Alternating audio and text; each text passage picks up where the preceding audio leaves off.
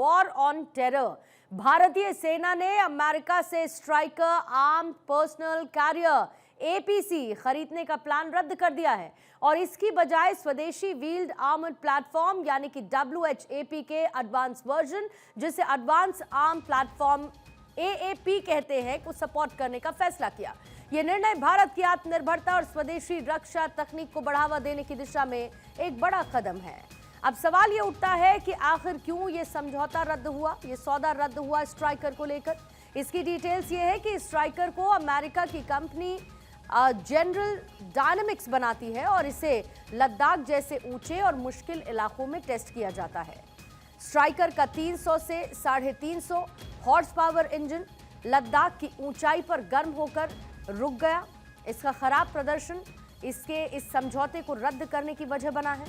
अब जरूरत पूरी नहीं हुई, यानी कि भारत को सीमा पर दरअसल मजबूत गाड़ियां चाहिए और चूंकि वो मजबूती नजर नहीं आई, ये वजह रही और स्ट्राइकर इस काम में फिट नहीं बैठा, इसीलिए स्ट्राइकर का सौदा रद्द कर दिया गया।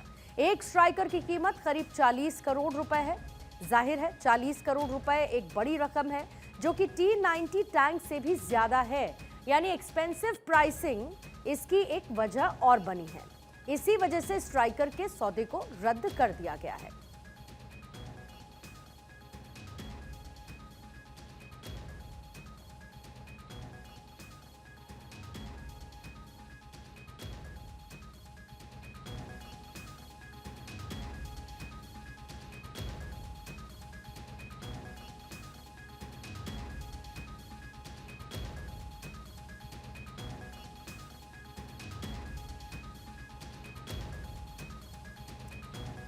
और अब बात ये करते हैं कि भारत ने आखिर स्वदेशी AAP ही क्यों चुना है, यानी कि एडवांस आर्मर्ड प्लेटफॉर्म AAP, जिसे DRDO और भारतीय कंपनीज जैसे कि टाटा और भारत फोर्सेस ने मिलकर बनाया है। अब क्यों ये चुना गया? क्योंकि इसमें 600 हॉर्स पावर का दमदार इंजन लगा है। लद्दाख जैसे जो टेरेन्स हैं, इन इलाकों में ये शानदार काम करता है। इसका power to weight ratio 25 HP by ton पर टन स्ट्राइकर से बेहतर नजर आता है।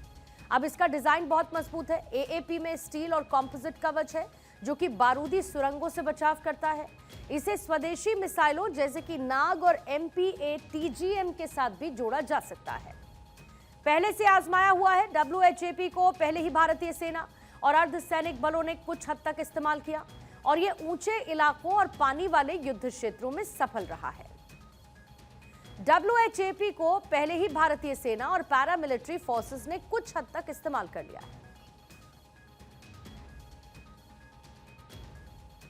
अब इसका प्रोटोटाइप भी तैयार है। 2 अप्रैल 2025 को टाटा के पुणे प्लांट में AAP के प्रोटोटाइप के लिए मेटल कटिंग सेरेमनी हुई, जो कि स्वदेशी रक्षा के लिए एक बड़ा कदम है। AAP को चुनने से भारत की मेक इन इंडिया और आत्मनिर्भर भारत पहल को बल मिलेगा। 198 WHAP यूनिट्स खरीदने की योजना है, जिसमें टाटा का कैस्ट्रल और महिंद्रा के प्लेटफॉर्म्स इसमें शामिल हैं। इसमें भारतीय कंपनीज को फायदा पहुंचेगा। AAP सस्ता और भारत की जरूरतों के हिसाब से तैयार किया गया है, जबकि स्ट्राइकर महंगा भी था, कम यूजफुल था। स्ट्राइकर खरीदने से अमेरिका और कनाडा को फायदा होगा, क्योंकि वो स्ट्राइकर बनाती है।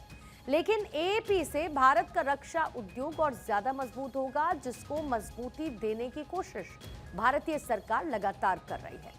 स्ट्राइकर भारत अमेरिका रक्षा सौदे का हिस्सा था, जिसका मकसद भारत की रूसी हथियारों जैसे कि BMP-2 पर निर्भरता को, यानी डिपेंडेबिलिटी को कम करना था।